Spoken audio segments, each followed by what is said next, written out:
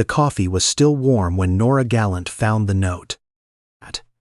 It was tucked under the edge of a white ceramic mug, the kind with the chipped handle that she'd meant to replace for 3 years but never did. The note was folded twice, the creases pressed sharp and deliberate, like someone had run a thumbnail along them twice to make sure they held. She unfolded it, standing right there at the counter of her shop, still wearing her coat, her keys still in her hand. 5 words in blue ink, handwriting she recognized immediately. "Keep going. You almost there." She read it twice. Then she set the note down on the counter next to the mug, pressed her palm flat against the paper, and stood very still in the empty shop while the morning light came through the front window and landed in a long, pale stripe across the floor. But we need to go back. Back before the note. Back before the last morning she would ever pour that man's coffee.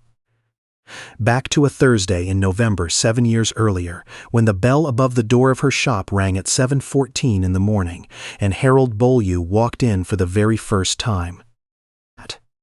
Nora Gallant opened Still Waters Bookshop in Rivière-du-Loup, Quebec, on a Saturday in early October, 6 weeks after her husband left and 4 days after the bank approved a loan she should not have qualified for. The approval letter arrived in the mail on a Tuesday. She sat at her kitchen table and read it so many times the paper went soft at the fold lines.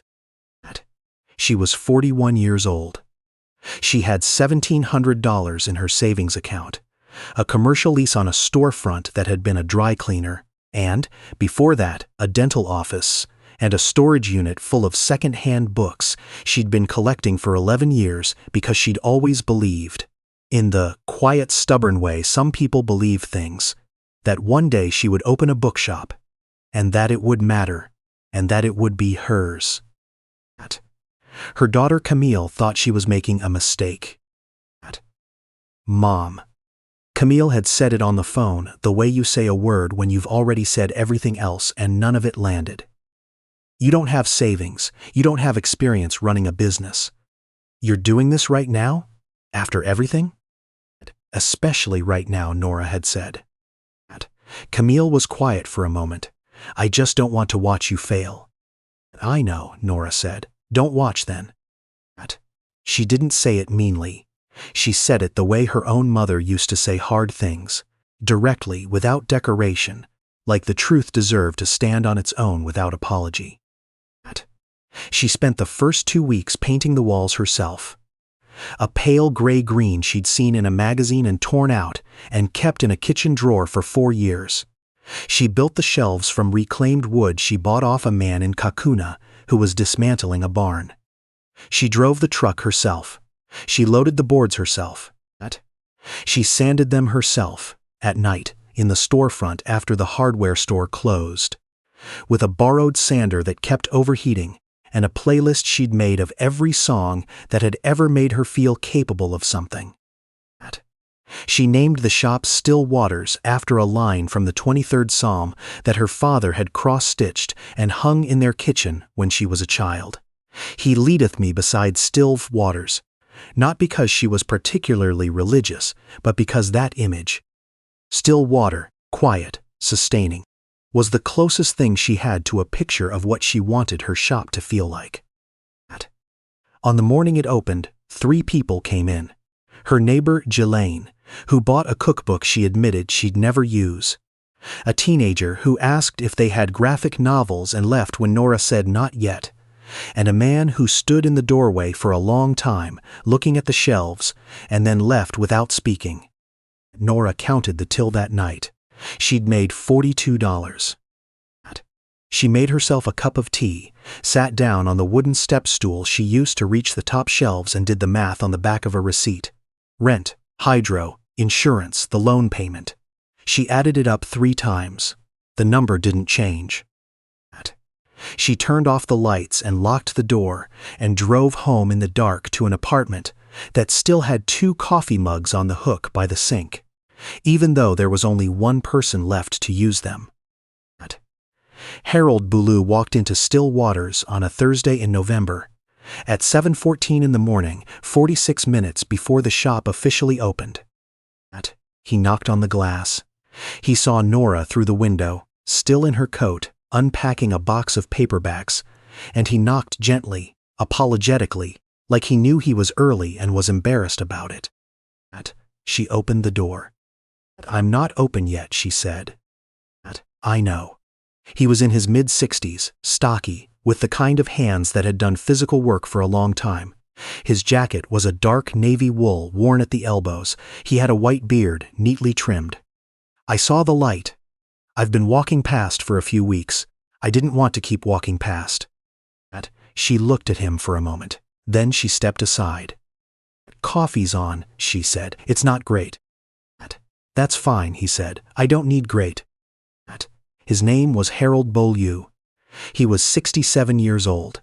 He was a retired electrician who had lived in Rivière-du-Loup for 40 years and who had, by his own accounting, read somewhere close to 2 books a week for the last 30 of them. He'd driven to the chapters in Quebec City every few months when he needed a fix, and he'd ordered online when he was impatient. But what he'd really wanted, what he'd been wanting for a long time, was a proper bookshop nearby. The kind where someone who knew books ran the place, and you could ask a question and get an actual answer. "What do you like?" Nora asked. "Everything," he said, and then, because she clearly required more specificity, "history, biography, literary fiction. I don't read thrillers. I don't read anything where the cover has a gun or a woman's legs on it." Nora almost smiled. She reached past him and pulled a book from the shelf, handed it to him. He turned it over, read the back, opened to the first page. He bought it. He also bought 2 others she recommended before he'd finished his coffee. At the counter, he paid in cash. He counted the bills out precisely, set them on the counter, and then set something else beside them. A toonie, a single $2 coin, placed flat on the counter next to his change. "What's that for?" Nora asked. "The coffee," he said. "I wasn't charging for the coffee." "I know." He picked up his bag. "Have a good morning." He was gone before she could say anything else. He came back the next Thursday, 7:14. She had the coffee on. He didn't always buy a book. Sometimes he came in and browsed for 20 minutes and left with nothing. Only the coffee and the quiet and whatever conversation happened naturally between 2 people who were both more comfortable with books than with small talk, but had, over time, gotten better at both. But every time, without fail, he left a toonie on the counter. Not tucked under a cup, not left with a receipt. Just set down flat, deliberately, like it was part of the transaction even when there was no transaction. She stopped protesting after the 3rd week. She didn't know what to do with the coins. For the first few months, she put them in the register. Then she felt strange about that. She started putting them in a small clay pot she kept on the shelf behind the counter. A pot her daughter Camille had made in a high school ceramics class and given her as a joke gift. Lopsided, glazed and uneven blue-green, with the word Mom scratched into the side with a stick. The coins stacked up. She didn't spend them. She didn't know why. They just accumulated in the clay pot, and she stopped thinking about it the way you stop thinking about something that becomes ordinary through repetition. Nora had not had an easy decade before the shop. Her marriage to Paul had ended not with a fight or a revelation, but with a slow, grinding, mutual exhaustion that took about 4 years to become visible and another 2 to admit to. He wasn't a bad man. He was just someone who wanted a different life than she did, and it took them both too long to understand that those 2 things, his life and hers, were incompatible in ways that couldn't be compromised around. She was 38 when he left. She cried for 3 weeks, and then she got up and started painting. Before the shop, she had worked as a school librarian in St. Pascal for 11 years. The job had given her structure and books and children, who needed both, which sustained her more than she'd admitted at the time. When the school board cut the position, she received a letter that explained the decision in the passive tense, as if the job had simply ceased to exist through some natural process rather than a budget meeting. She had 4 months of severance, a daughter in university in Montreal, and the storage unit full of books. She was not a gambler by nature. She was careful, methodical, the kind of woman who read the fine print and kept receipts, and bought exactly as much as she needed and not more. But there was something in her that understood, after Paul, after the job, after the years of being sensible and steady and waiting for the right time. There was something in her that understood the right time was not coming. There was only now, and now had to be enough. The first winter was brutal. January in Rivière-du-Loup is not a gentle month. The wind off the St. Lawrence is a physical thing, something you walk against and dress for and negotiate with every time you leave the house. Foot traffic on the main street dropped to almost nothing on the coldest days. Nora stood in the window sometimes and watched people walk past, heads down, and didn't blame them. Her worst week, she made $93. She calculated that number on the back of a delivery receipt and then sat with it for a long time before she put it in the register. She started teaching a Wednesday night book club to bring people in. 5 people came the first week. 3 came the second.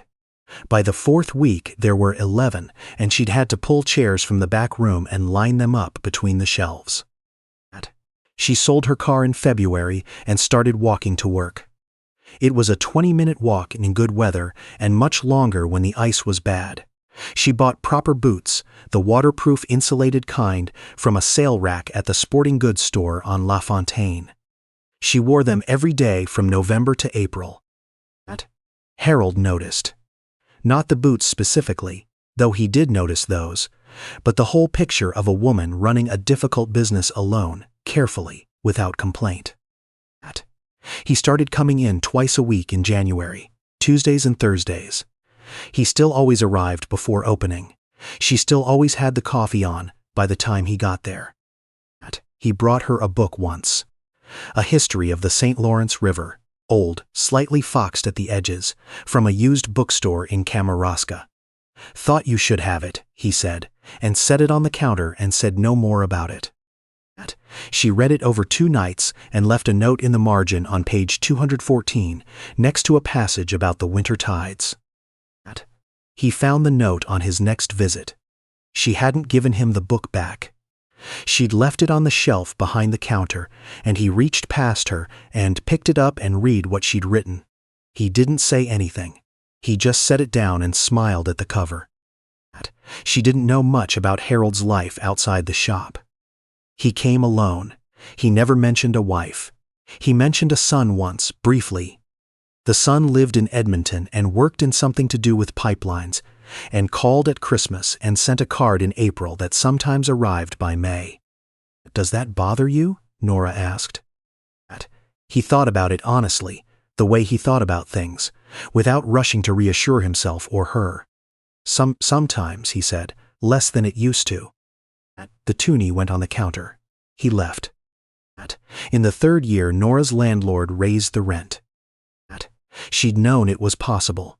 She'd read the lease carefully, all 14 pages of it, and there was a clause she'd hoped wouldn't be exercised, and now it was.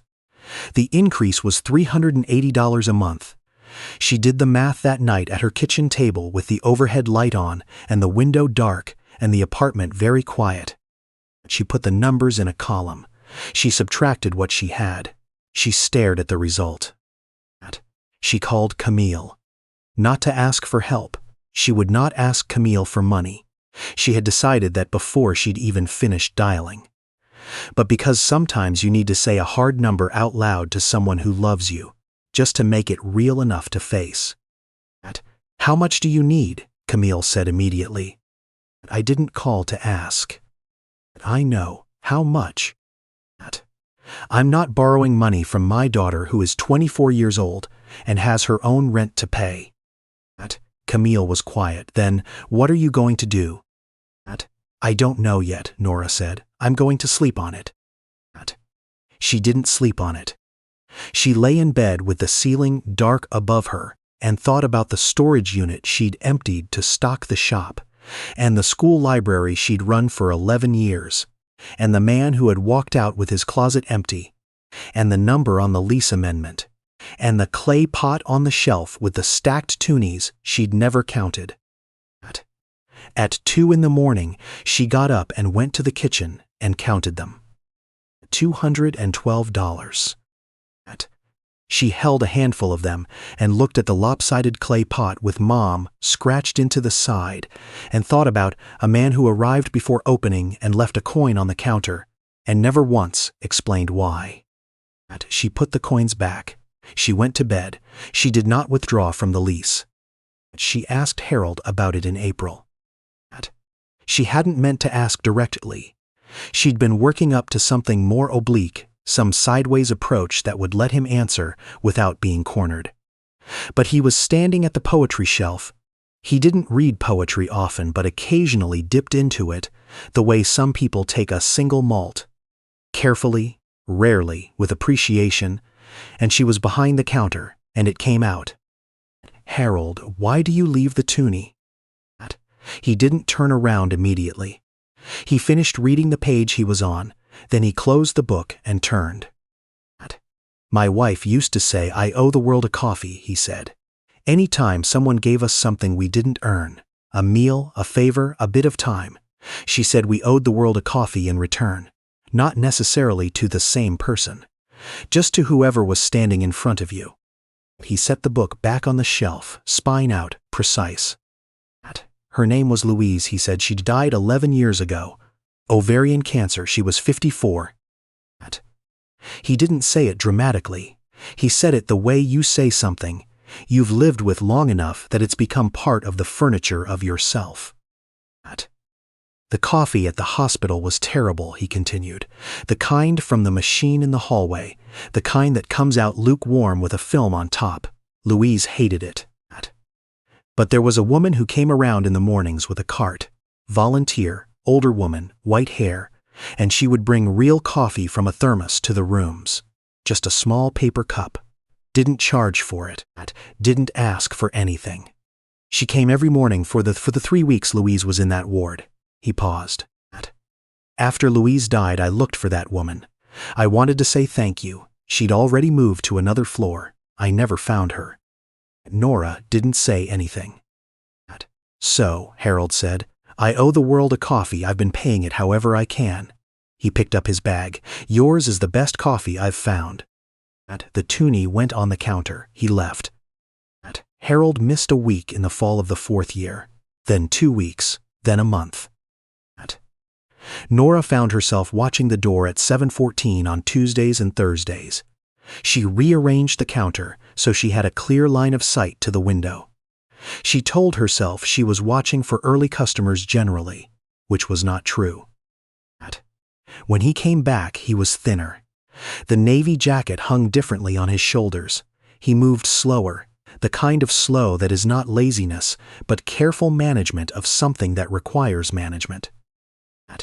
"Hip," he said before she could ask. "Replacement." It went longer than expected.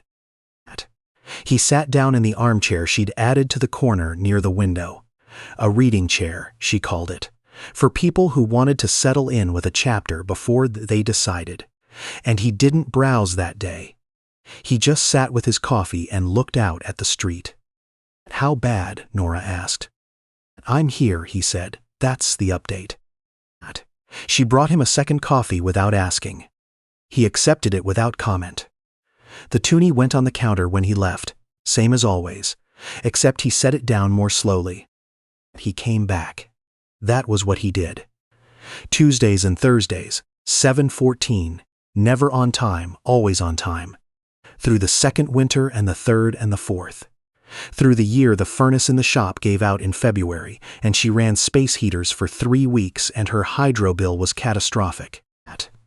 Through the week, Camille came to visit unannounced and spent 2 days helping reshelve and reorganize, and cried a little, quietly, in the back room, because she finally understood what her mother had built and was sorry she doubted it. Through all of it, the toonie always. The note from Camille's school had been sitting unopened in Nora's bag for 4 days when Harold noticed it. She hadn't meant to bring it in. She'd been carrying it around because she couldn't figure out when she'd have enough quiet to read it without falling apart. And the shop was never quiet enough, and her apartment never felt safe enough, and 4 days had passed, and she was still carrying a sealed envelope. "That's been in your bag since Tuesday," Harold said. He was not a man who usually commented on things he noticed. Which meant he'd been watching it for a while before saying something. "It's from the bank," she said, which was partly true. It was from Camille's bank, because Camille had co-signed something she shouldn't have, for a person Nora had never been sure about, and now there was a number involved that Camille had tried to explain over the phone in a voice that was trying very hard to sound calm. "Open it," Harold said. "I know what's in it." "Open it anyway." She opened it. She read it.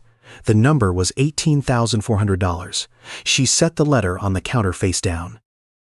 Harold waited. "Camille is in trouble," Nora said. Her voice was flat. The kind of flat that means all the feeling is there, just compressed under something very heavy.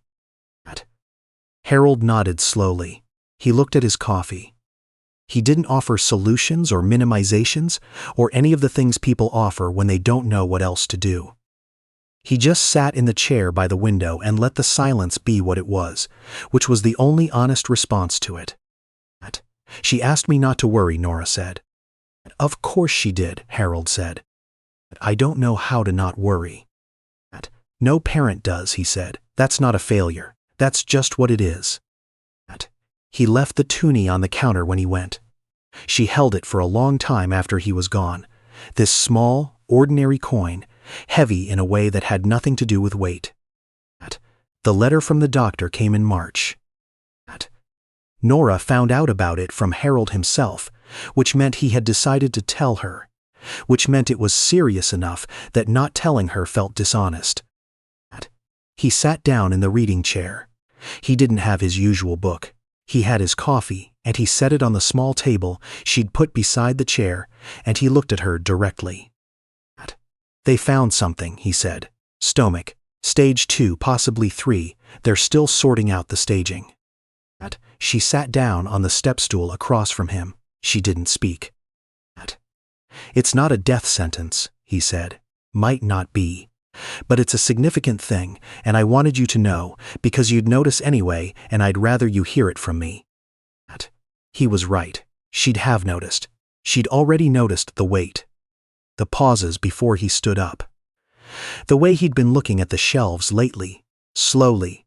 The way you look at something you've loved for a long time and are beginning to understand you won't always have. "What do you need?" she said.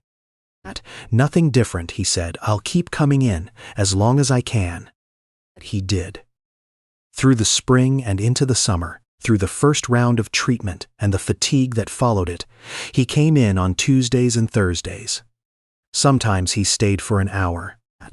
Sometimes he came in and said very little and left after 20 minutes, and she didn't ask why. She just had the coffee on.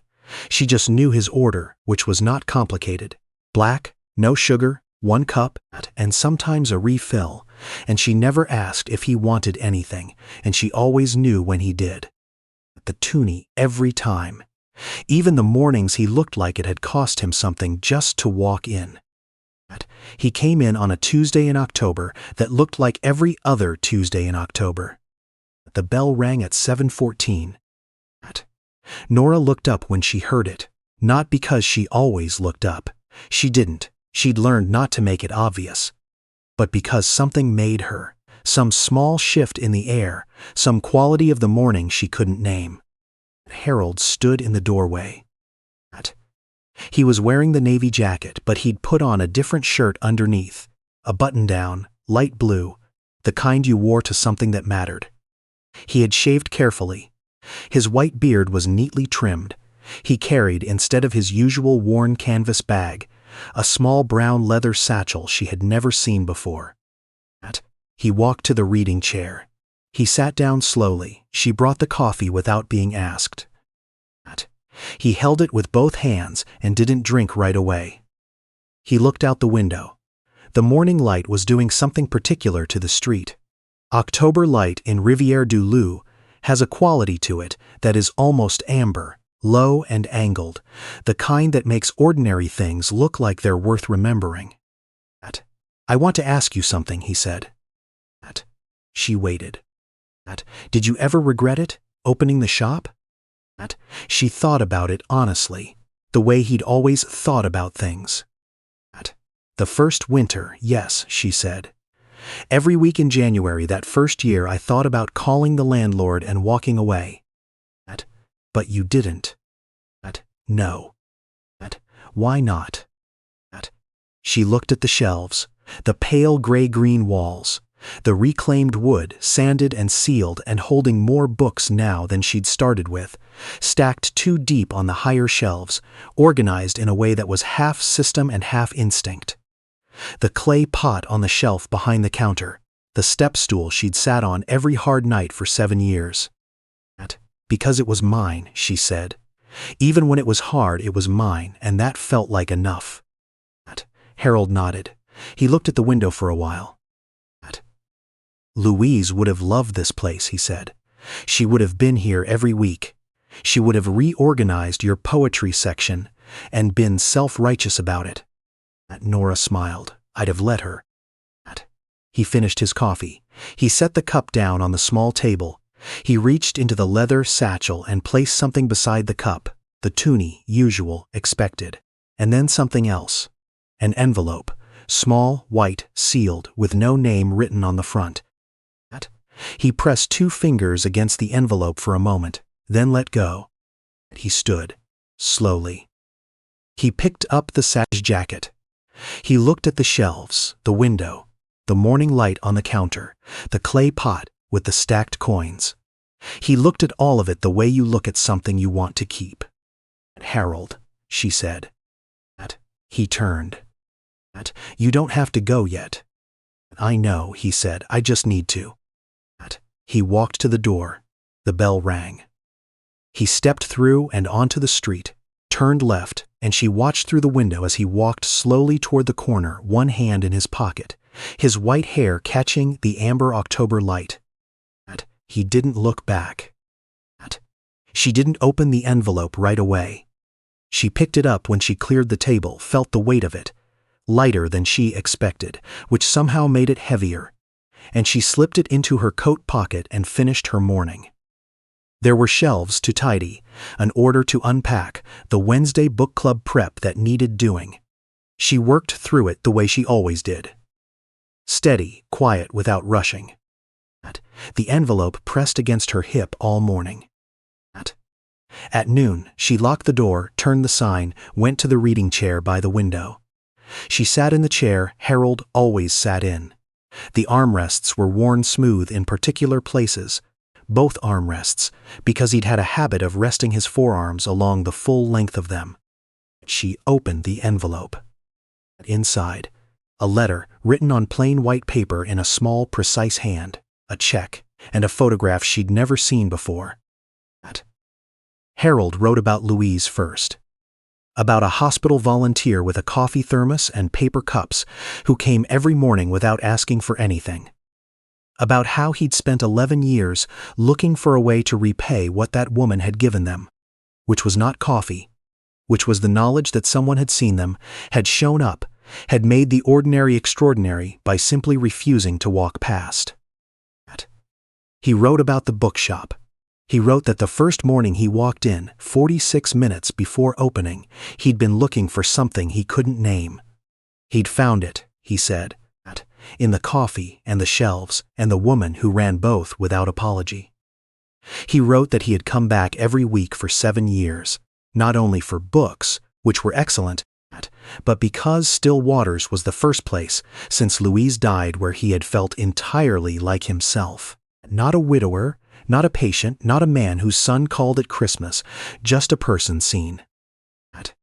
He wrote that he was not well, that the staging had clarified itself in ways that were not favorable, that he had time, some of it, but wanted to spend it purposefully rather than accumulating things he could no longer use. The check was for $54,000. In the memo line he had written, "For the shop, for what's next, Louise would want this." The photograph was of a woman in her early 50s. Dark hair, gray at the temples. She was laughing at something to the left of the camera. Genuinely, the kind of laugh that meant she hadn't known she was being photographed. She was sitting at a table in what looked like a kitchen. On the table in front of her were 3 books, stacked, and a white ceramic cup. On the back of the photograph, in Harold's handwriting, "She would have sat in that chair every week. She would have been insufferable about the poetry." Nora held the photograph for a long time. The afternoon light moved across the shop floor, slow and golden, the way it always did in October. She set the photograph down on the small table beside the reading chair. She placed the letter beside it. She held the check with both hands and looked at the number, which was real, which was his, which was now hers, and felt the full weight of what it was. Not charity, not pity, not a transaction, a continuation. The same coin, circling back. She found out he'd been moved to palliative care from his neighbor, a woman named Brigitte, who had Harold's emergency contact list, and who called the shop the morning after Nora had opened the envelope. She drove there that afternoon with Camille, who had driven up from Montreal in 4 hours without being asked, who had sat in the passenger seat for the last 20 minutes of the drive with her hands folded in her lap and not said a word. Room 7, the door was open. Harold was awake. He looked small in the bed in the way that sick people look small, the way illness rearranges proportion. His hands were folded on the blanket. The leather satchel was on the chair beside him. "You found the envelope," he said. "I found it." "Good." He looked at Camille. "This must be the daughter." "Camille," Camille said. She held out her hand and then seemed to feel that wasn't right and took it back, and he smiled at that, at the small social confusion of grief-adjacent moments. Nora sat in the chair and they talked for an hour. Harold asked about the Wednesday book club and whether she'd ever gotten around to ordering the poetry collection she'd been deferring because she didn't trust herself to curate it well. She said she hadn't. He said she should. She said she knew. He said the section was too small, and she said she knew that too. And he said she'd been saying she knew for 4 years, and she said yes. And he laughed. It started somewhere in his chest and came out quiet, and she thought, that's what Louise must have heard across every room they ever shared. When she stood to leave, she took his hand. His grip was still firm, surprisingly firm. "The toonie," she said, "I never spent them." He looked at her. $212, she said, "plus the last 7 years. I put them all in the clay pot." "What are you going to do with them?" She thought about it. The pot on the shelf behind the counter. The coins stacked up from 7 years of Tuesday and Thursday mornings, from a man who owed the world a coffee and had been paying it in $2 increments for longer than she'd known him. "I don't know yet," she said, something forward. He nodded. He closed his eyes. She let go of his hand and walked to the door and didn't look back, because she thought if she did, she would not be able to leave, and she needed to be able to leave. Harold Beaulieu died on a Tuesday morning at 7:14. The nurse who noted it on the chart did not know that 7:14 was the time he had arrived at a bookshop every week for 7 years, 46 minutes before it opened, because the coffee was on and the light was good, and someone was there who knew his order without asking. Nora was opening the shop when her phone rang. She had the key in the lock. She answered and listened and stood on the sidewalk in the October cold without moving for a long time after she hung up. She unlocked the door. The bell rang. She went inside. She made the coffee. She set a cup on the small table beside the reading chair. She pulled the step stool to the poetry section and stood on it, and looked at the shelf for a long time. reorganizing things in her head, making room, pulling some out, creating a shape that wasn't quite there yet, but would be. She climbed down. She went behind the counter. She reached into the clay pot and took out one toonie. She held it between her fingers, the familiar weight of it smooth and unremarkable. Then she folded. Not the coin, which could not be folded, but a small piece of paper she tore from the edge of a receipt, folded it once, twice, tucked the toonie inside, and set the small bundle on the counter in front of the reading chair. She didn't know yet who she was saving it for. Someone would come in. Someone always came in. Someone who needed the coffee and the chair and the particular quality of being seen by a person who knew how to look. She would have the coffee on. 3 months later, Nora used the check to pay off the remainder of her lease, expand the poetry section, and hire a woman named Joelle to work Saturday mornings so that Nora could teach a monthly literacy class at the community center on La Fontaine. Free, open to anyone, books provided. She framed Louise's photograph and hung it beside the reading chair. She kept the clay pot on the shelf behind the counter. She still put toonies in it. Not from customers, she didn't charge for the coffee, but from her own pocket every Tuesday and Thursday morning, because she owed the world a coffee, and she had learned from someone who understood that you don't wait until you have enough to start paying it. The shop is still open. The coffee is still on at 7:14. The reading chair by the window still holds the shape of someone who knew how to sit in it. And on the small table beside it, every morning without fail, there is a white ceramic cup, chipped handle, no logo, filled with coffee, black, no sugar, left precisely where it has always been left, for anyone who comes in early, anyone who needs it, anyone who has been walking past for too long and finally decides not to walk past anymore. I keep thinking about the clay pot. Not the check, not the photograph of Louise laughing in her kitchen. The clay pot, lopsided, glazed, uneven, the word mom scratched into the side with a stick by a teenage girl who thought she was giving a joke gift. That pot sat on the shelf behind Nora's counter for 7 years collecting toonies she never spent. And I don't think she understood what she was really collecting until the morning she counted them by herself, at 2 a.m, with the kitchen light on and the apartment very quiet.